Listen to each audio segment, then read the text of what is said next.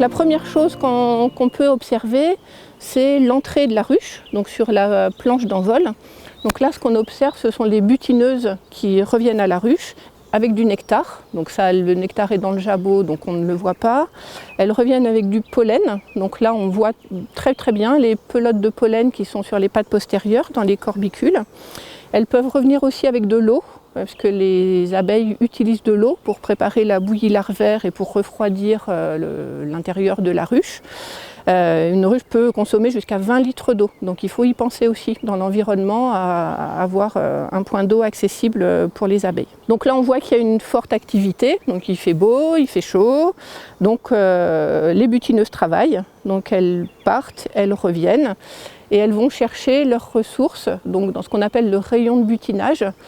Donc c'est la zone qu'elles vont pouvoir explorer. Donc on admet couramment que les butineuses ont un rayon de butinage de 3 km, ce qui fait 2800 hectares autour d'un rucher. Donc ça fait vraiment une zone assez vaste dans laquelle elles vont pouvoir aller chercher des ressources.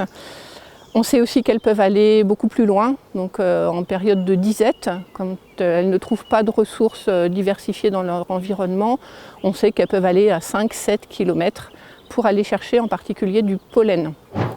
Donc cette abeille, elle est en train de danser. Voilà, on a tous entendu parler de la danse des abeilles, donc elle a du pollen sur les pattes. Donc elle a trouvé une source intéressante de pollen et elle est en train d'indiquer dans quelle direction se trouve la parcelle avec des fleurs.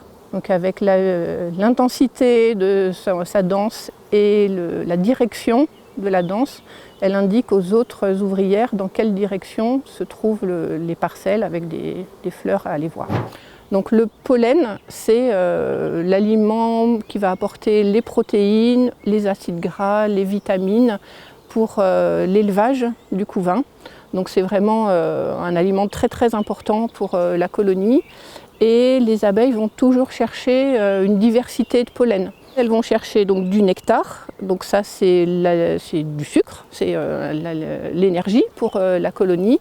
Donc c'est le nectar des fleurs qui contient beaucoup d'eau, qui contient entre 20 et 30% de sucre. Et elles vont le concentrer pour faire du miel qui lui va contenir moins de 20% d'eau. Donc elles vont vraiment concentrer les sucres pour faire du miel, pour constituer des réserves pour passer l'hiver. Et donc les apiculteurs en fait profitent du travail des abeilles pour récolter le miel qui est en quantité supérieure aux besoins de la colonie. L'apiculteur laisse toujours du miel à la colonie, donc dans la ruche, on a ce qu'on appelle le corps de la ruche.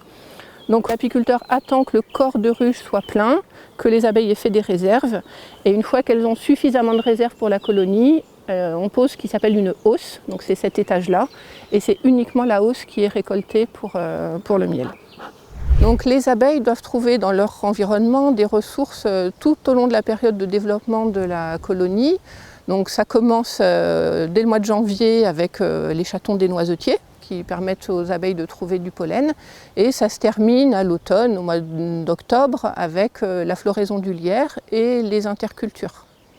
Donc entre ce début et cette fin de développement de la colonie, il faut que les abeilles trouvent des ressources dans leur environnement. Donc elles vont trouver différentes sources alimentaires. Donc c'est en premier lieu les cultures, les espèces cultivées. Alors on pense tout de suite au colza et au tournesol qui correspondent à des fortes mielées pour les abeilles, donc à une période de production de miel. Mais il y a aussi d'autres cultures qui sont intéressantes pour les abeilles, donc le sarrasin, la luzerne, qui permettent aussi de faire du miel. Elles vont aussi trouver des ressources dans les haies. Donc qui peuvent apporter du pollen et du nectar, avec par exemple toutes les espèces de prunus qui vont fleurir en début de saison, du troène, du cornouiller.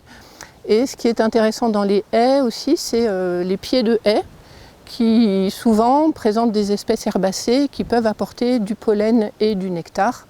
Donc avec de la flore assez variée, des coquelicots, des ombellifères, des mauves, des bleuets, des centaurées, enfin voilà, différentes espèces qui vont fleurir à des périodes différentes pour assurer un étalement de la ressource alimentaire tout au long de la saison. Elles vont pouvoir trouver également des ressources dans des espèces boisées. Donc là, on pense à l'acacia, qui fait un excellent miel, au châtaignier, mais aussi à des espèces auxquelles on pense moins, comme le chêne, qui va permettre de produire du miella. Et puis, les abeilles vont pouvoir compléter leur régime alimentaire avec des espèces qu'on va trouver dans les bordures de parcelles ou les bordures de routes, donc qui ne sont pas forcément impressionnantes en nombre de fleurs et en volume, donc qui ne vont pas permettre de faire une mielée, mais qui permettent d'avoir un petit peu de nectar, un petit peu de pollen, mais toujours étalé tout au long de la saison. Et ce que j'ai oublié, c'est la ronce. Donc dans les paysages, ce qui est intéressant également, c'est tout ce qui est bosquet, une zone un peu moins entretenue pour les agriculteurs, donc avec des arbres et souvent des ronces qui sont une ressource très très intéressante pour les abeilles, parce que ça fleurit entre mai et juillet, donc à une période où souvent il y a moins de ressources disponibles pour les abeilles. Et la ronce est très attractive, donc elle produit du nectar et du pollen, et c'est vraiment une ressource qui, dans tous les suivis qu'on peut faire, est très importante parce qu'elle fleurit dans cette période de disette et permet de compléter les ressources qui sont présentes dans les cultures en particulier.